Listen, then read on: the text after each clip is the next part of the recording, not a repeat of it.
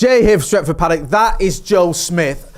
Liverpool 0, Manchester United 0, and that is a huge point for the Reds because going into that game, I have never seen such negativity from Manchester United fans. Every United fan I spoke to was saying this could not just be a loss, it could be a bit of an hiding. The 7-0 from last season still sort of fresh in the memory. The fact that we're struggling, I think going into that game we were about 8th in the league. Liverpool obviously flying at the top of the table. They've won 11 out of 11 at home. They've been scoring loads of goals. We scored 1 goal, I think, in our last 6 visits to Anfield. I mean, everything pointed towards not just a Liverpool win, but an easy Liverpool win from their point of view. Yeah, United, despite the fact we're missing key players, despite the fact we're missing our captain, despite the fact we're missing probably our best player last season in Lisandro Martinez, got a huge point there. And I'm hoping, as the thumbnail says, Joe, this could be a little bit of a turning point. I know we've been here before, but to go to Anfield and to get a point, it's a big one, isn't it? It's a big point. Of all the grounds, this has been by far the most difficult one that we've had over the last sort of pretty much post Sir Alex. I know we've had a couple of good wins there, but the last 7 or 8 years, it's just been horrendous. And we've got a couple of 0-0s before, but in recent seasons, it's just been, you go there, you get battered. You go there, you get battered. It's cost managers their job. It was Jose Mourinho's, final battering was against Liverpool, and he got sacked. It's been the worst place to go as a United manager, player, fan, whatever. And this was all shaping up to be a potential Jose Mourinho moment where Ten Hag is hanging on by the skin of his teeth. Some say, others say, he'll be safe until Jim Ratcliffe gets here. Either way, it's not a great time to be the Manchester United manager. And this was all shaping up. Like you said, Liverpool top of the league. We are where we are. This could be the killer blow almost. And they would have seen it like that. Liverpool fans, I know we're seeing it like that. We can get another manager sacked here maybe. Like, that's how it felt going into the game. I've done previews for Stretford Paddock, chatting to people online, listening to stuff on the radio. I almost didn't hear a single person sort of that was even able to convince themselves United would get a result here. And I put myself in that. I predicted us to lose the game. Everyone that I heard on the radio predicted us to lose the game. Everyone on social media thought we'd lose the game. Like, it just felt inevitable. And Liverpool had some good chances. They had some good shots.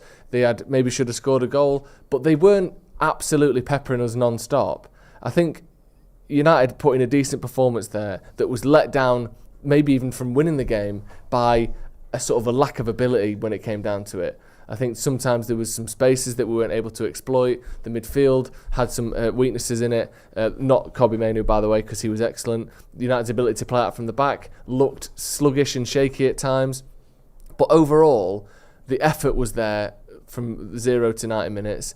The willingness was there. The fact that we were, putting ourselves about, getting stuck into Liverpool, stopping them doing exactly what they wanted to do all the time, that was there as well. And they never crumbled. That's the biggest thing for me. I know that we never conceded that goal, or we didn't concede that goal that really could have, tested them.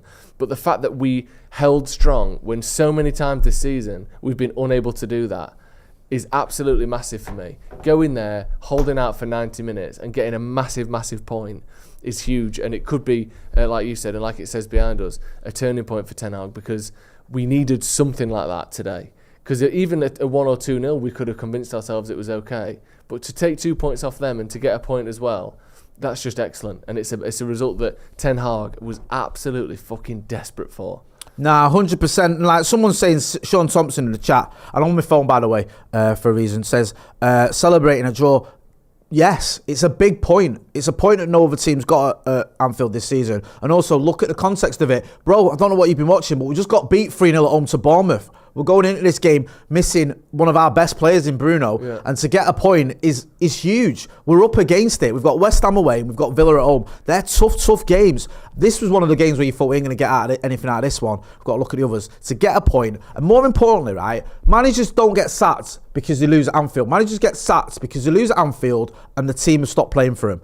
Managers get sacked because they look at the owners or whoever the ball look at and go, this guy's lost the dressing room. You cannot tell me that Eric Ten Hag has lost that dressing room after that performance. No. You might argue about some of his signings, his tactics, whatever. Are these players playing for him? There was talk of Raphael Varane falling out with him. Raphael Varane just put in one of his best performances in the United shirt. So that is not a player who spat his dummy out with the manager. And if I'm Jadon Sancho, I'd watch that. If I'm Erik ten Hag, I'd make him sit down and watch that. Because whatever's been going on with Raphael Varane and the manager, it certainly hasn't affected Raphael Varane's professionalism or his performance. You saw today a team that is fighting for the manager. Yes, we lack quality. I'm not pretending we didn't. That first half was like pulling teeth at times. The amount of occasions we gave the ball away, the amount of times that our attacks broke down with silly decisions and we invited more pressure. At times it wasn't good enough. But on the whole, we battled, we dug in, we did the basic things we've not been doing this season. We rolled over and died against Brighton. We rolled over and died against Crystal Palace and against Spurs in that second half. Today, other than maybe the Arsenal game where we did fight and it was a bit unlucky, that was the one where you go, you know what, we went toe-to-toe with them, we did. Yes, they had more of the ball. They're always going to do that at Anfield. Yes, they had more chances, but we had the best chance of the game. That was a game where, on another day, we might have nicked a win. And I think that every single player played his part. For me, the standouts, Raphael Varane, I thought Evans as well, played really well.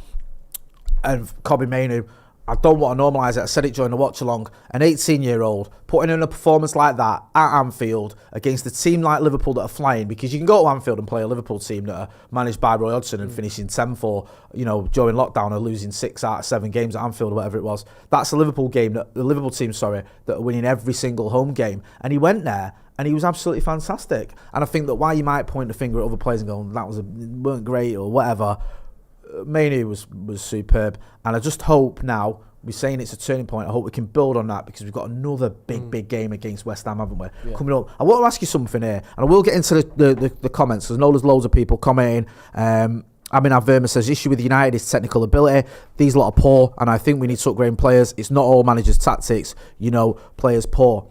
I've had an issue, right, with our midfield, with Bruno and McTominay. I honestly don't think it works. I agree. I don't. And I think it suffers because you've got 2 players who want to be a 10 playing in a team where your only 6 is Sofian Amrabat, who needs help. Yeah. Today, you had Kobbie Mainoo and you had Amrabat, who were happy to sort of sit a little bit deeper, to do all the donkey work, and let McTominay just push up further at the pitch. And that as a system, I think, works. The question I have for you is, going into that West Ham game now, Bruno's going to come back into the team, innit? Of course. Do you drop Mainoo or Amrabat? Do you drop McTominay? It's that simple, the question. I honestly thought Mainoo and Amrabat is I know we didn't control the game, so it's hard, but I thought they were the most competent-looking duo that we've had there, maybe not all season, but in recent weeks. Mainoo and Amrabat as a partnership works. And the fact that McTominay was largely irrelevant in the game, as he often is, I don't think was any coincidence, because he always does that. We know what you get from Scott McTominay, and it's not very much.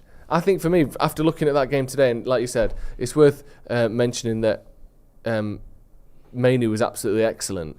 And it's not just about stats and looking at passes and passes completed and this and that. Just watch Kobbie Mainoo when he gets the ball and what happens when he gets the ball compared to what happens when other people get the ball. He slows the game down. He finds space where others can't. There was one time on the halfway line where he had 2 or 3 Liverpool players really pressing him hard, and he just rolled the ball away, flicked it round the corner, and United had a really good counter-attack, and it took 3 Liverpool players out the way. That's like 1 completed pass. That's what it goes down as a stat. That was an exceptional thing that he did, and he does a lot of stuff like that. It just looks obvious to me. Keep Mainoo and Amrabat where they are and swap McTominay for Bruno. Yeah, I don't know why you would do any other, personally. I agree. Can you send me those on WhatsApp? For some reason it's not coming through on Slack. We've got some quotes I'm going to get into in a minute.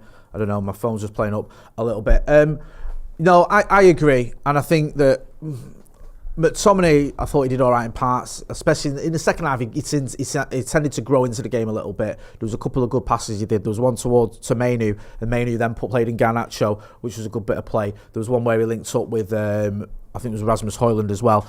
Just on McTominay, he says, I think for a start, we've got a lot of injuries, which doesn't help with the squad. We had moments with chances and we could have hurt them. We're disappointed we couldn't make more of a game, but the lads in there are pleased to get the draw, even though we disappointed we couldn't win. Love that, great comment. I said in other interviews, we are behind the manager. First and foremost, we are here to perform for the football club. He's a great man manager, and this is a building block. I agree.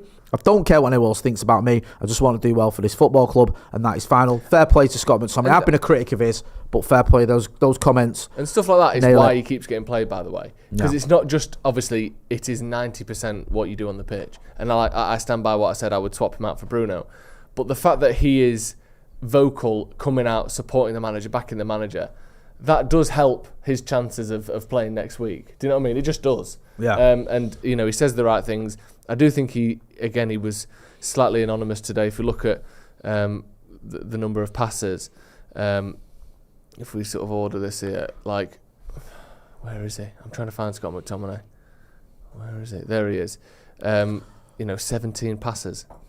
It's just not much, is it? And in fairness, the most any United player made was 30, and that was Andre Onana. So it wasn't quite as anonymous as he often is. But it's still, we struggle to control the game pretty much any time McTominay's in the midfield. But I don't think he had a poor game today. I just think Mainoo was excellent. Amrabat was good and is just a more energetic, combative midfielder than Scott McTominay is. If you've got the chance to bring Bruno Fernandes into that midfield, the obvious one for me is for Scott McTominay. Let's talk a little bit about the red card. We've got some super chats which we can get into in a second. But at the end of the game, obviously, Diogo Dalot, 2 minutes from time, goes sort of shoulder to shoulder with Mo Salah. He kicks the ball down the line, or tries to, and Salah just toes it out. They sort of go in together, and Salah kicks it out for a throw-in. They give the throw-in the wrong way to Liverpool. And then, admittedly, Dalot screaming, throwing his arm down, what are you doing? All the stuff you see all the time. Then he gets a booking for it. Then, seemingly without doing anything else, immediately gets a second booking. I'd need it explaining to me, because that, to me, what you just said is what happened. Like, someone was arguing, well, it could have been a straight red, but it wasn't a straight red. If it's 2 yellows, which it seems to be, because he seemed to pull out a yellow and then a yellow, then I don't get it, because the issue of dissent is surely one booking. Like, he's lost his rag and then calmed himself down. That's your yellow card, because there's no foul in there unless I'm missing something. No. So it felt to me of Michael Oliver just being the narcissist he is and going, oh, wait a minute, we've had a game where there's not been too much drama, controversy. My name's probably not going to be on everyone's lips tomorrow. Let's sort that one out. Let's give a random red card. Yeah. There we go. Now everyone's talking about Michael Oliver again, which is what Michael Oliver wants. Getting booked twice for dissent. When's that a thing? Right, Darwin Núñez in that first half, right, kicks the ball away, right, goes berserk when the whistle goes. Not just kicks the ball away, he's on the halfway line and he boots it towards our goal. Yeah, goes berserk after the whistle. Yeah, as a go to ref, as a go to linesman, right, loses it for a good 30 seconds, a lot longer than Diogo Dalot did, and he only gets booked for kicking the ball away because Michael Oliver points at the ball and books him for it. So there's no consistency there, and I just think Michael Oliver just loves the sound of his own voice, and he's won, hasn't he? He's done it. He's got us all talking about him, where it would have been, he wouldn't have been mentioned. Mayor Amateur says Mainoo has got to become a Rolls Royce of a player. I think he already is. To be honest, I don't think Scott is good enough. I think he should be an impact player during Fergie time. Beyond that, he's just not good enough. I kind of agree with that, to be honest with you. I don't want to hate on McTominay because we've won and he's played his part, but I don't, I personally wouldn't play him in Bruno, and I'd play Bruno.